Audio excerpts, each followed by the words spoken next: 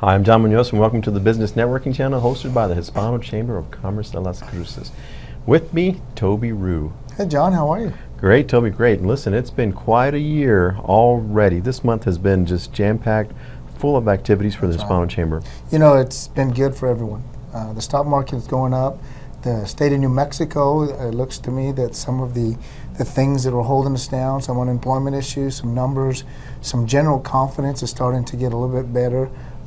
The overall nation, I heard this morning that the overall thing is looking good. And here in Las Cruces, in our hometown, business is getting better. I hear we were at a mix and mingle, we were at these networking events, and I hear people saying, hey, things are starting to loosen up and terra firma is finally grounded and we're ready to go. Right, I think we can add optimistic to that, cautious. I think so. Cautiously optimistic. Cautiously optimistic, but I think definitely so, looking into the horizon and saying, you know, we got a good thing to do. And as January unfolds, you know, those New Year's resolutions continue to haunt us. Are you still good on yours? I'm still good on mine. Good. I've been, We'll make sure. Yeah. This mover and shaker wants to shake off those 10 extra pounds. Well, you know, that's one of the things. And I think as we look, as our business climate continues to improve, that those resolutions of doing good, making some new numbers, connecting to some new opportunities. Listen, we're out now in Santa Teresa. The Hispano Chamber is now moving into Hatch. We're moving into some of the smaller communities. I mean, we're getting a lot of feedback. And you know, John, that stuff doesn't happen overnight, but now it's starting to happen. Yeah, I'm very happy about that. And maybe you can talk a little bit about a couple of things that are happening these next couple of weeks. And we will get to our very special guests who are doing some great things in the community. So we want to get to that right away. So tell us what's happening with the Chamber. Ladies and gentlemen, our members out there, again, it's from the bottom of our heart, John and I, that we can tell you that the Hispano Chamber of Commerce is not only thriving, but it's moving forward in a very rapid pace. And the opportunities are still out there. If you're interested, please call our office and get a hold of Amanda. We have a new location, as we mentioned in the last show. We had a great contract that came to an end with our past landlord, and now we're at the 1990 at the Atrium Suites. And this week, we're having one of our great members and partners in crime, as we say, the Marcy Dickerson, who recently purchased the Hurricane Alley on Missouri, is having a mix and mingle this Thursday from 5 to 7 p.m. And John, you know, the Hurricane Alley was one of those places that you just didn't really know about, but once you went there, you're like, well, this is pretty neat. Now that Marcy's the new owner, I'm sure she's going to make that into I'm sure she will. She does a fantastic job.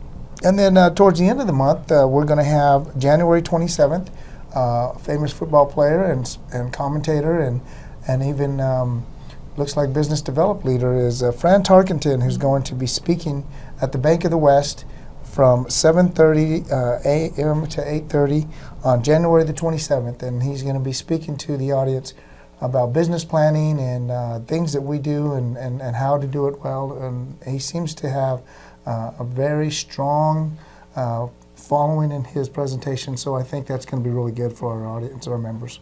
Awesome. And that kind of wraps it up for this month, John. Good, good. Well, I'm looking forward to that. So we want to get to our guests now. I want to make one quick shout out. Oh, sure. Go ahead. Go ahead. Today, I'd like to make a quick shout out to Vanessa, my daughter, who just turned 21 today. And you know what? She's amazing, and I just wanted to tell her happy birthday. She's a good young lady. 21. Oh, my gosh. Shotgun? No. Obviously, she's a beautiful lady inside and out, very intelligent. She's done very well in her school or college education. She'll finish her bachelor's degree and she'll go on. Wait a minute. I thought Sonia was 21. Yes. Someone's not telling me the truth. I'm concerned about that. You know, so I'll keep it at that. Okay. All right. So let's get to our guests.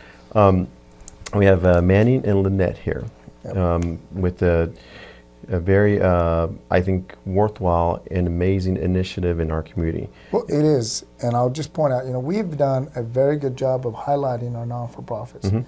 And every non-for-profit that we visit with, John, has made an impact in our community. But when we turn around and we talk about the things that you and I deal with, the business climate, the employability, the utilization of these next soft skills and hard skills to get them to the next level.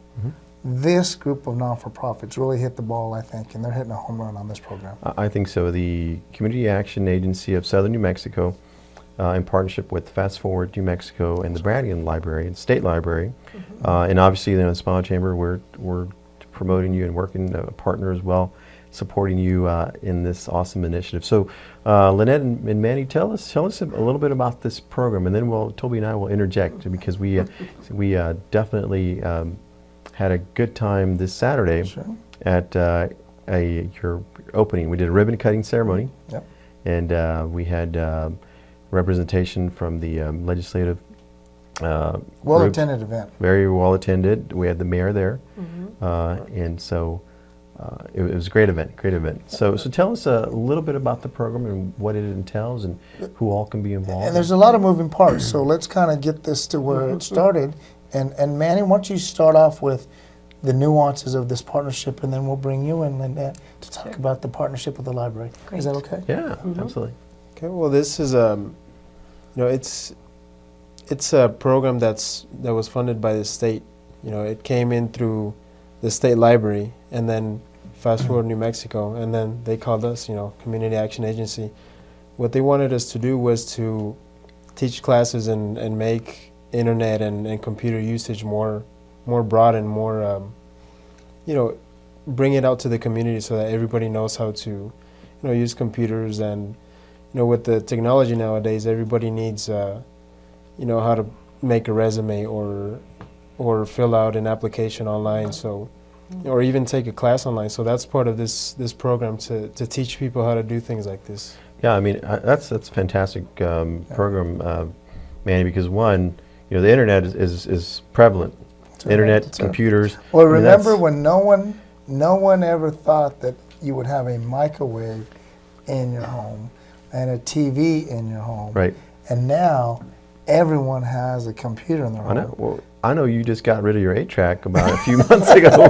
I did. Well, I got rid of the 8-track, but you bought How to Turn On a Computer for Dummies. So you and I are about as ancient as they come. No, you mentioned the microwave, and Manny and Lynette were there. One example that I used, I had a chance to talk a little bit to the group, and I used my grandmother and mom. Very special ladies, very traditional, and so as kids, we saw the microwave like, hey, we're gonna get y'all a microwave. They're like, what? No, that's gonna ruin the food. It's gonna taste terrible. No way. I don't want that thing in my kitchen. That was the deal. Yeah. And so we went through it and trying to convince them, and we snuck it in. We snuck it in and set it up on their kitchen table, in the kitchen. The other invention that to me was pretty exciting was making tortillas by machine. Not handmade tortillas. I thought that was the best invention, right? So as time passed, like the microwave, computers, internet, they're tools for us. Tools, our cell phones that we can't live without now. Tools that help make people's lives a whole lot easier. Time passed, and I remember coming home from school. My mom, hey, mijito, do you want a snack? Do you want something? You want a tortilla and mantequilla, which is like tortilla and butter, or quesadilla, whatever. And so there she was, putting in that tortilla in the microwave. 10 seconds later, I have a snack. Life was good. It's easier. And that's the same thing with computers. And what I like about this program, and Lynette, you can kind of tell us how it works within the library. What I like about it is that this program is available to our community free of charge. Correct. There's no charge for this, but you can take, I think it was 64 hours of computer training. Right. For you. It's basic training whether you've never turned on a computer before. And then there's a second level that we'll talk about a little bit later that will be of interest to our small businesses or people who want to start a business as well. So Lynette, tell us how it would work. How does this work? Well, people have come in and signed up for an introduction to computers, which is a fabulous one. It tells you what to do with a mouse or what is a mouse, and all the way up to using Microsoft Office products, the Microsoft Word, how to type a resume would be an option, Excel programs, how to do a spreadsheet. So it's a wonderful way for people to enhance their skills, whether they know something about a computer, a little bit something, and or want to continue to develop their skills.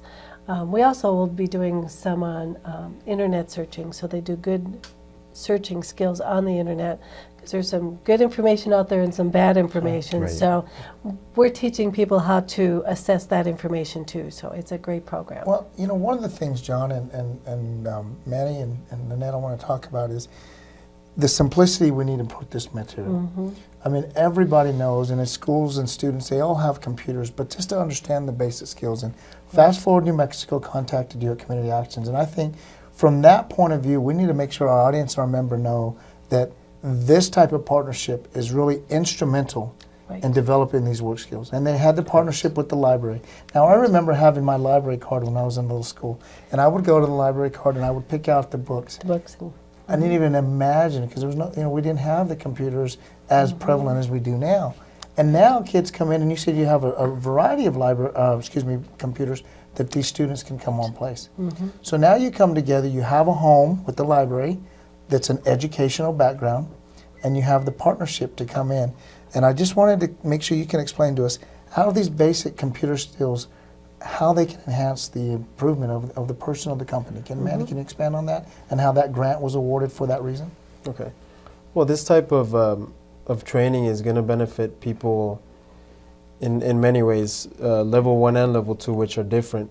We'll talk about level 2 later, but level 1 is going to start with the basic computer skills, like Lynette was saying about basic computer usage for the mouse, the keyboard, and how to save files, open a Word document, open Excel. Even though we're not going to get into too much detail about Excel per se, we want to teach people how to open Excel documents and send them.